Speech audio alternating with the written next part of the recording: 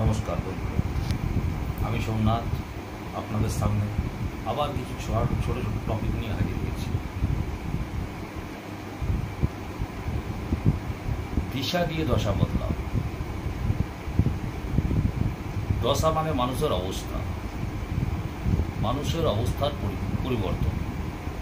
এগুলো দিশা দিয়ে বদলানো সম্ভব। ঠিকই ধরেছেন। আমি বাস্তু সম্বন্ধে বলতে চাইছি।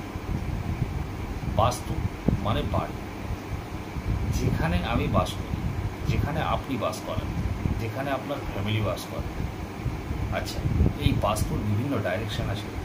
তার মধ্যে নর্থ, নর্থ ইস্ট, ইস্ট, এই তিনটি মুখ্য ডাইরেকশন। এগুলো ওয়াটার এলিমেন্টের স্থান। এই ডাইরেকশনগুলির মধ্যে আপনি যদি জলের ঝর্ণা রাখেন বা জলের একটি পোস্টার রাখেন, পোস্টার টাঙিয়ে দেন, ঠাকুর ঘর রাখেন বা আপনার দেওয়াল ঘড়ি যদি লাগাবার হয় দেওয়াল ঘড়ি রাখেন, তাহলে এই জায়গাগুলি ওই সমস্ত জিনিসগুলি দ্বারা অ্যাক্টিভেট হয়ে যাবে। এতে আপনার কি কি আসবে? নর্থ ডাইরেকশন আপনাকে কি দেয়? পয়সা দেয়, উন্নতি দেয়। ইস্ট ডাইরেকশন আপনাকে কি দেয়? ইস্ট ডাইরেকশন আপনাকে দেয় রিলেশন। আর কি দেয়? আর দেয় আপনাকে সুস্থতা, শরীরের সুস্থতা। নর্থ ইস্ট আপনাকে কি দেয়? নর্থ ইস্ট আপনাকে দেয় সামগ্রিক উন্নতি। এই তিনটে জায়গায় কোন জিনিসটা আপনি করবেন না, সেটা হচ্ছে কোনো রকম কোনো ভারী জিনিস এগুলোর মধ্যে রাখবেন না। এই জায়গাগুলি সাফসুতরা রাখবেন।